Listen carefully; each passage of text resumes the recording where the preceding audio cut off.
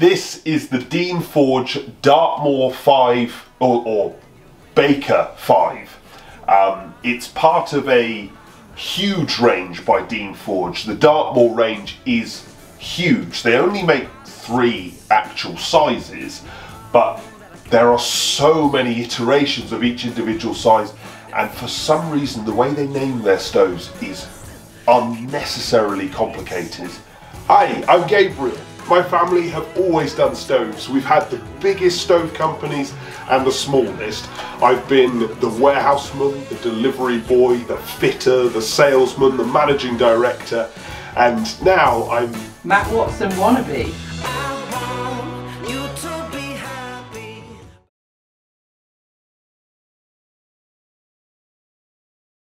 Obviously, you know, when I'm choosing which one to play around with, you've got to go for the one with the oven because it's just way more exciting than anything else.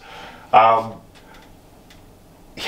I know I'm never going to use it. I know most people are going to use it once and then look at it, but oh. Well, I think some people do, especially if you're like a couple. You can put like... Are we not a couple? No, well, no, but we've got quite a big family, haven't we? If we put RT in there, it would it wouldn't, RT would not fit in there, would it? But if you've got like 2 of you, you can fit like a little dish in there. Yes, you can. And you've got the fire lit anyway. I can sort of see. Yeah, you don't have to convince me. I love it. I think it's awesome. I just think that most people, it's perhaps more of a gimmick than a. Yeah. The handle's still nice.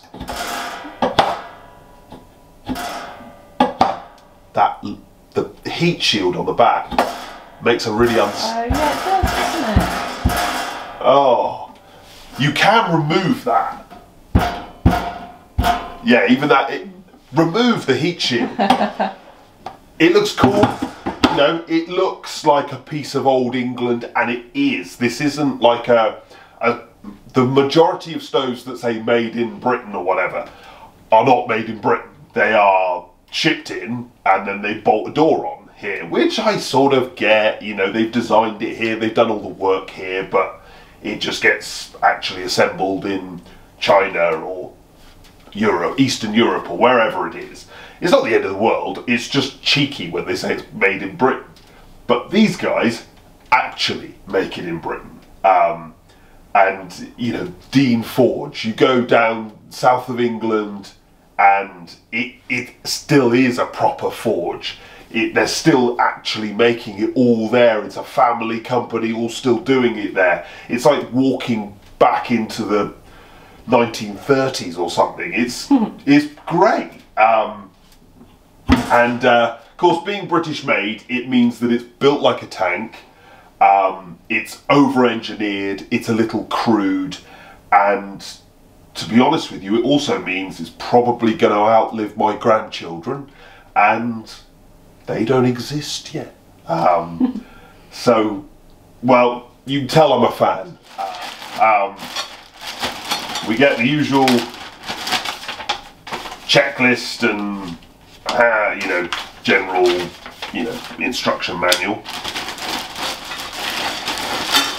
You get Dean stoves, although, let's be honest, you could just use those gloves, but yeah, that's what you really need, tortoise gloves.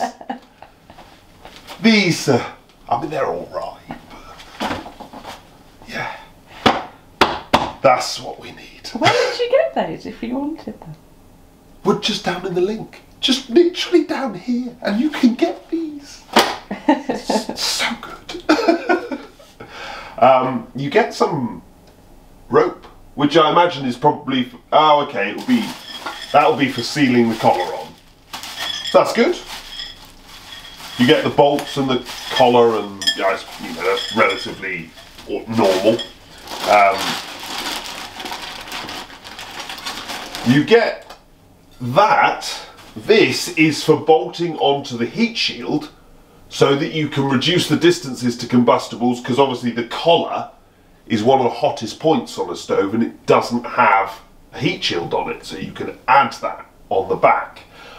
I am not a big fan of that because it sort of lulling people into the false sense of security that they can just fit this in front of a wooden wall.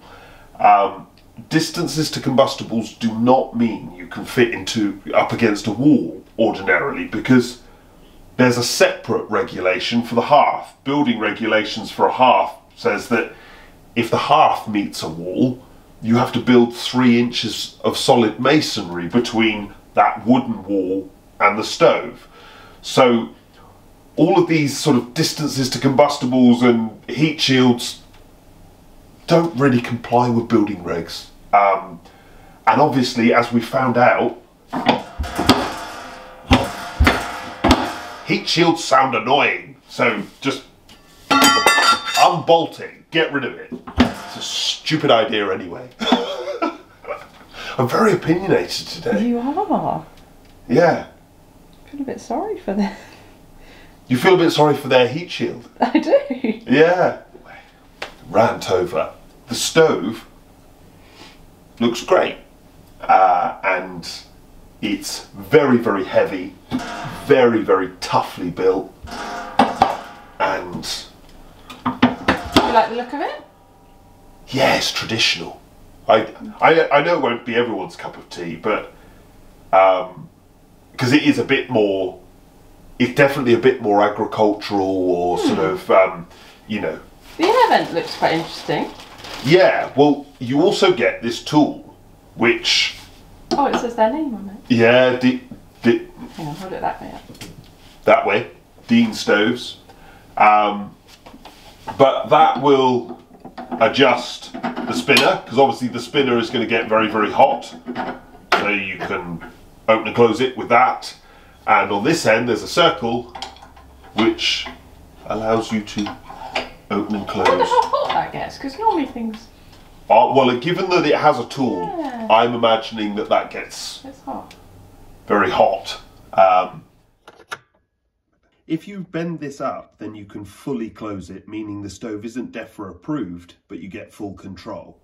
It is, yeah, there's all sorts of unconscious bias going on, because I love how crude that is. It's so British. It's like, I know me and my car analogies, but you can imagine you go into, like, you know, Aston Martin or Morgan Motors or Lotus, and it's like they find something in the sort of old parts bin and go, oh, that'll do, bolt it on there, that'll look great. And I think that's basically what they've done here. It's just so obviously, well, it's very crude, isn't it? But It sort of adds to the character of it, doesn't it? it does. I love it. And, you know, the fact that your Morgan car falls apart after a week, that's part of it. It's British. It's supposed to break. To be fair, I'm not saying this will break. I don't think this will break. I think it will outlive all of us, because it's such a heavy, tough build. What do you think of it? Yeah, I like it. It's a bit different, isn't it? It's sort of, it's more traditional than lots of the fires that we. Yes. And that, you know, that piece of glass is higher up. Normally, the glass goes right down to the bottom of. Oh yeah, the grate. Yeah. Well, that's because this stove can be multi-fuel. Oh, I see. So they have to sort of keep that all cast iron, because some of these stoves will be sold with a grate and an ash pan. Right. Okay. Even some of those, though, you can see the glass. Yeah, right down. Yeah. Yeah. So yeah, I'll be interested what what it looks like when it's lit. Oh, it's going to look awesome. Well, I hope. If it looks rubbish, no, it won't, because it's sort of that traditional look. So even if it isn't clean on the glass, I don't think it matters. You know, this is like ticking all the modern boxes. It will be eco-design, DEFRA approved. So, you know, I would expect this to be very clean on the glass. I'm looking forward to making something in the oven. Yeah. Like a pasty. I'm looking forward to taking the heat shield off. We have very different lives. Yeah, I know I'm sure there's some poor soul in Dean Forge marketing going, no, why is he saying these horrible things? But it makes silly noises. I want it gone. To be fair, I probably want it gone from all stoves with heat shields. Yeah, they all make that noise, don't They do. All of them. It's not just the Dean Forge. Anything with a heat shield, firstly, gives people bad ideas with wooden walls behind, and secondly, it makes that noise.